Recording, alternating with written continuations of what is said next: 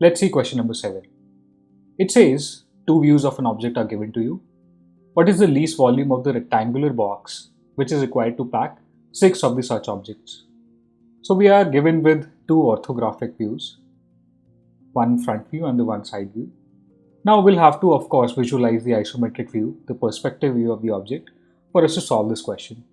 But first, let's start with the original object that was given to us.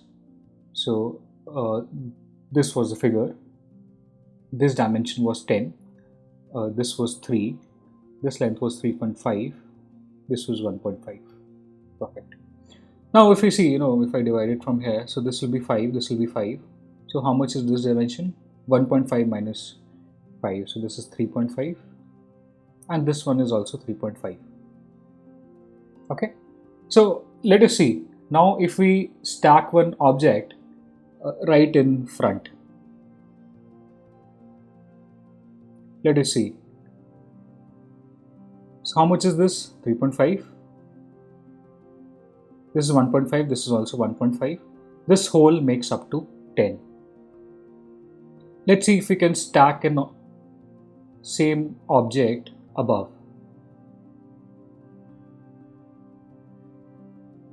Okay, this is 3.5. This is 1.5.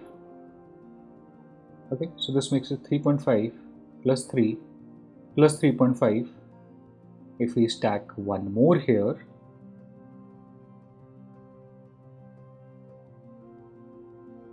and this is 1.5. So these 4 of these cylinders can be perfectly stacked, and the rectangular outer flange that can be accommodated outside. Okay, now let's see. So we are done with 4 of these objects. Let us see about the next 2 where we can accommodate that.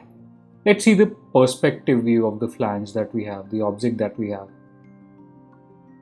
So suppose this was the original object, and we take one more object and we stack it right next to it in this orientation. We have already stacked it up and down, and let's see if we can stack it next to the original flange. If you are considering we want to stack one right here at the sides, okay, the same thing, the same orientation that we have obtained here. So we have the original flange. Okay, now if we are considering having one more flange from the sides, okay, so this is 1.5, this is 3.5, 3 and 3.5. if we have one more flange right over here. Okay, so this completes up till 10. Yes, and I have 2 extra 1.5s here.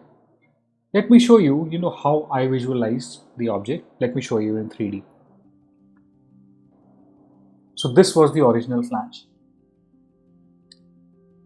One I had stacked right next to it. One at the sides. I can stack it perfectly. One I can stack right at the top, and you can see it perfectly co-joins with the cylinder. One I can have from the bottom, and you can see this also perfectly co-aligns with the cylinders. And one more I can have that fits here. So if I try removing this or this,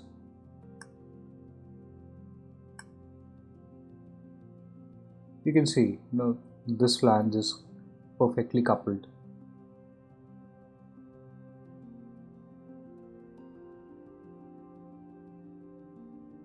Okay, you can see it's perfectly coupled. Alright, so this was the orientation of how I moved all the figures together, and then we can see all of them at once. So you can notice all of them are perfectly stacked. Okay, now let's come to the volume.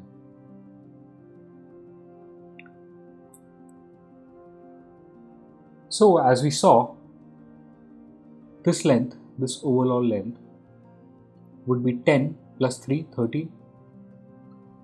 Okay. Also, we had two more flanges that would come in right here above. So this length is also 30. Okay, now let me take you to the original figure. See here.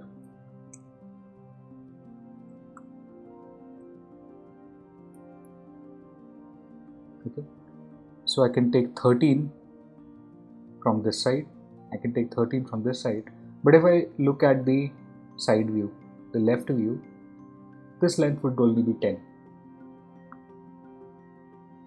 Okay, so the overall volume of this figure would be 13 into 10 into 10. 13 into 13 into 10, which makes up to 1690. If we are given some units, no, we're not given units, so 1690 is the answer.